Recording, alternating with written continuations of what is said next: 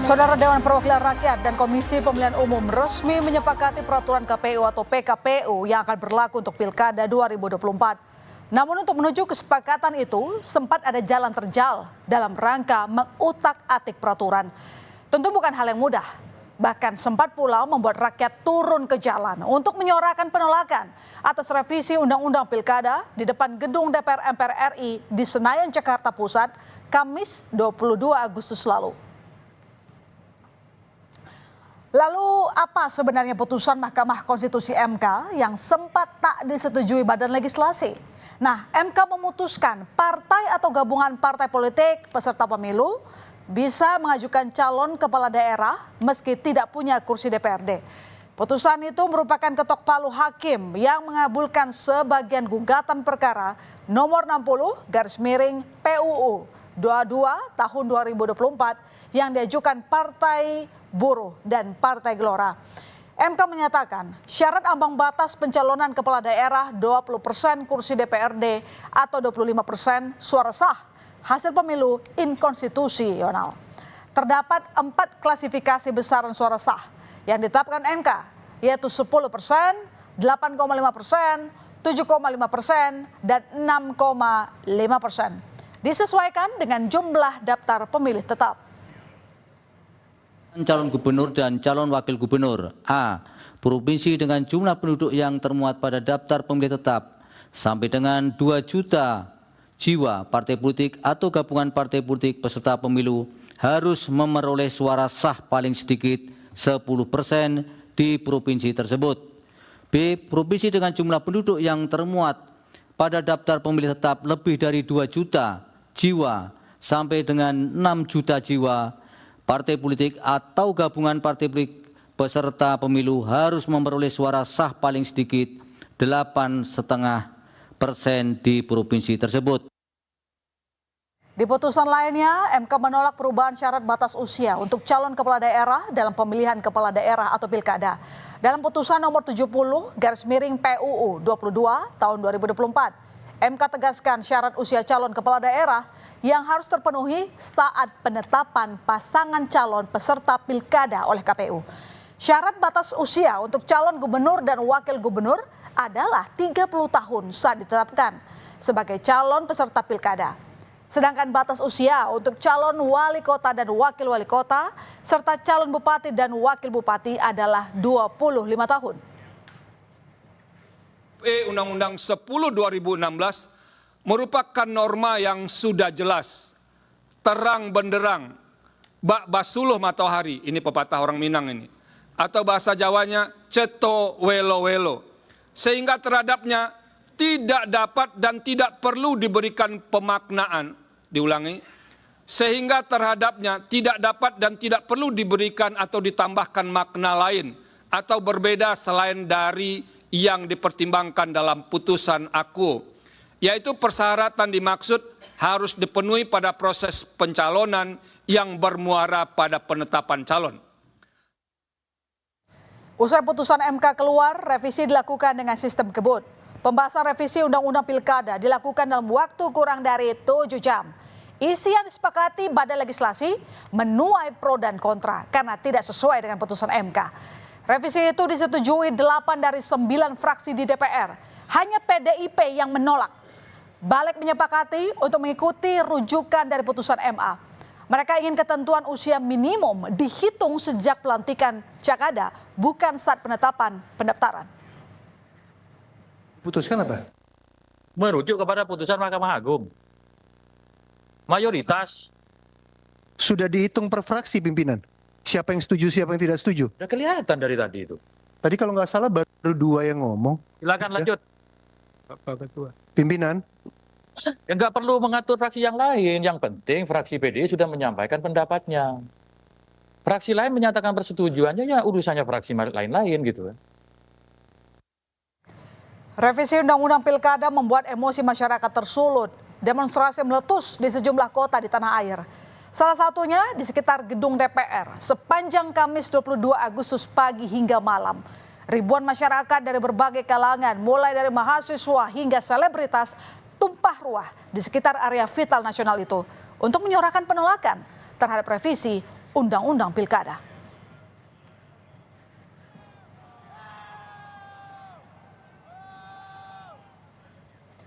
Pagar gedung MPR DPR Senayan Jakarta dijebol pendemo tolak revisi Undang-Undang Pilkada. Pagar pintu samping gedung DPR jebol setelah berulang kali massa merobohkan tembok pagar. Aksi yang digelar Kamis 22 Agustus pagi hari berlangsung hingga malam. Aparat pun sempat memukul mundur pendemo dan menembakkan meriam air. Sejumlah oknum pendemo melakukan bakar ban bekas di jalan depan gedung DPR hingga arah Selipi.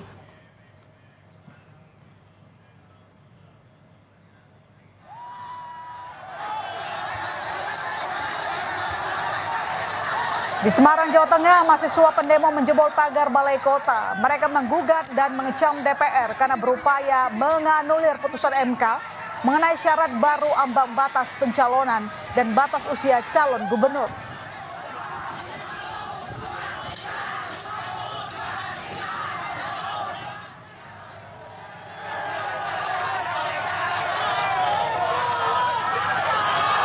Tak hanya di Jakarta, unjuk rasa di Balai Kota Solo, Jawa Tengah juga diwarnai kericuhan. Saling dorong terjadi antara mahasiswa dan polisi yang berjaga di depan Balai Kota. Pendemo berupaya masuk ke Balai Kota untuk menyampaikan aspirasi.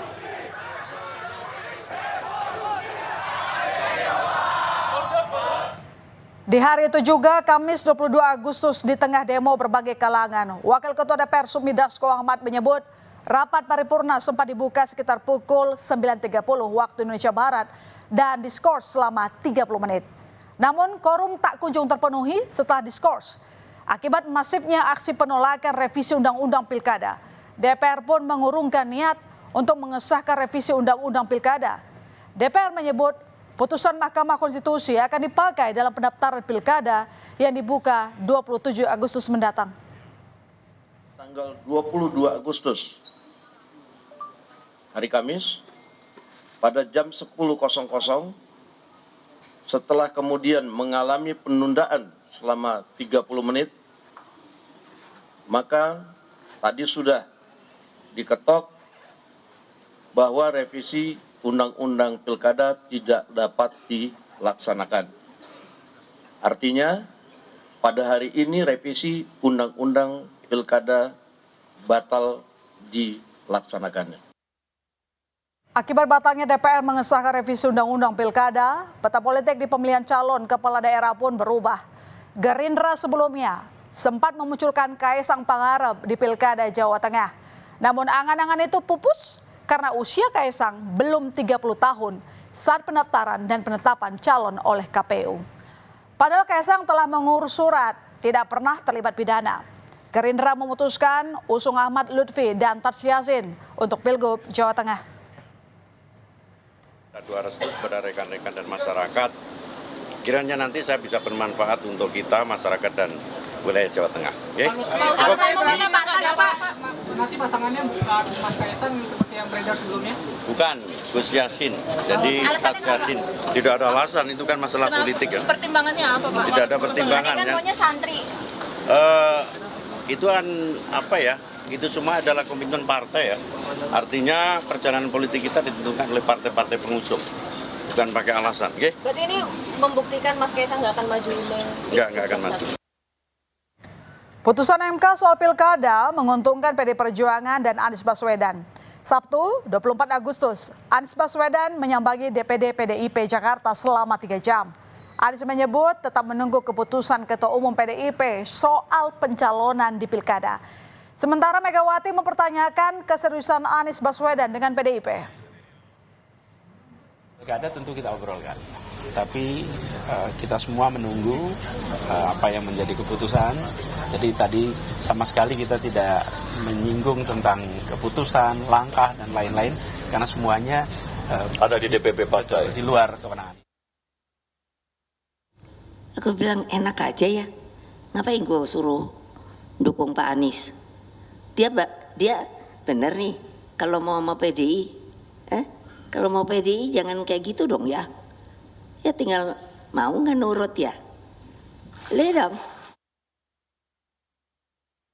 Peraturan Komisi Pemilihan Umum atau PKPU Pilkada yang mengakomodasi 2 putusan MK akhirnya resmi berlaku. Revisi PKPU itu telah disetujui Komisi 2 DPR dalam rapat dengar pendapat kemarin dan diundangkan Kementerian Hukum dan HAM.